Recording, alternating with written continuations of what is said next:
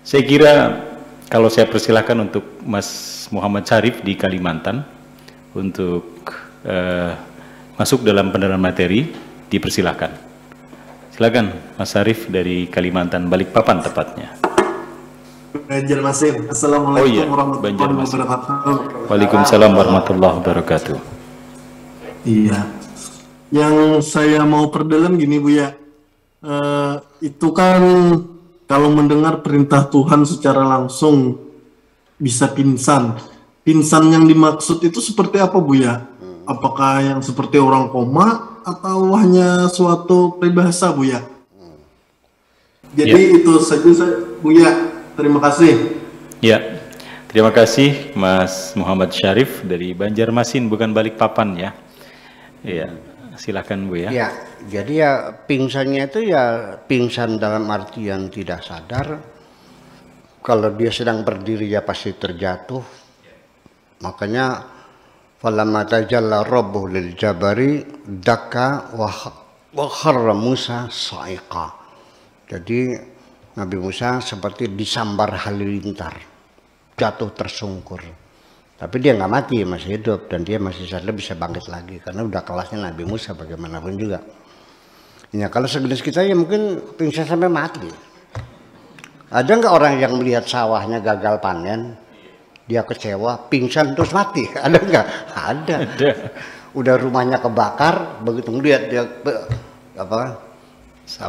melihat rumahnya ludes dibakar karena dia lupa bakar sampah di rumah, dia pergi ke pasar. Kesambar angin nyamber rumahnya, hangus, pulang pasar rumahnya sudah tinggal jadi abu. Pingsan langsung mati di tempat. Itu banyak kejadiannya ya. Ya mudah-mudahan Anda nggak sampai mati lah. Jatuh tersungkur saja demikian gitu. Nah, artinya itu satu kesadaran bahwa sinyal kita masih lemah ya. Kitanya kabelnya ini kabel serabut yang kecil gitu. Mau mengalirkan arus listrik yang sekian ribu watt, itu meleleh. Kita ini kan meleleh gitu. Jangan dikira bahwa dari mulai dan memang di dalam diri kita sendiri juga ada potensi energi yang luar biasa ya. Diduga di dalam diri kita ini ada energi panas yang luar biasa. Ketika dia kebocoran, itu sama dengan bocornya pembangkit tenaga nuklir di Chernobyl. Ya, kita bisa meleleh dan kita menjadi abu. Sering didapati orang tiba-tiba jadi abu. Itu karena ya ruang pembangkit nuklir yang ada dalam diri kita ini kebocoran. Kita jadi ini. Jadi kita ketahui itu energi sesungguhnya. Begini ya. Kita ini selama ini menduga pengen ngerokok, tangan ngelodor, membuka kotak, bisa kan? Iya. Setelah itu ditaruh di mulut, bisa. Lalu ngambil korek, bisa. Terus menyalakan, bisa. Lalu menghisap rokok, bisa. Rokoknya menyala. Selama ini kita ngerasa bisa kan? Betul nggak? Oke. Jadi artinya bahwa kita merasa bisa. Terjadi suatu ketika bahwa ada orang mengancam saya, mau mukul saya dulu. Terus dia kena stroke. Saya datangi teman kok. Saya bilang, katanya kamu mukul saya. Iya, dulu. Silakan kau pukul aku. Nggak bisa.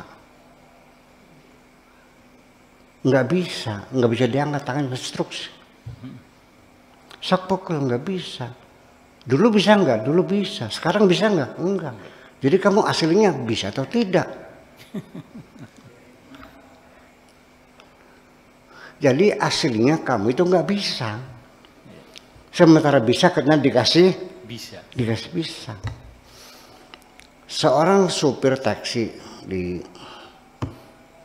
Jakarta, penumpangnya buru-buru, bang gas bang, oke, terus diinjak kecepatan 120, lampu merah pelan bang, pelan diinjak, dan seterusnya. Sang supir itu merasa bisa mempercepat mobil, bisa memperlambat. Ketika bensinnya habis, bisa nggak? Ketika energi Allah ambil dari dirimu, engkau tidak bisa apa-apa.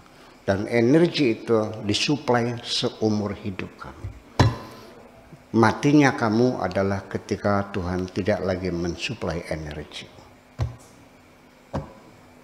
Jadi aslinya mobil bisa jalan nggak? Ya nggak bisa, misalnya karena ada energinya.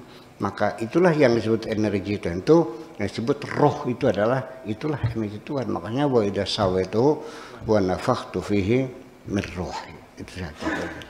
Oke. Baik, demikian untuk Mas Syarif yang ada di Banjarmasin.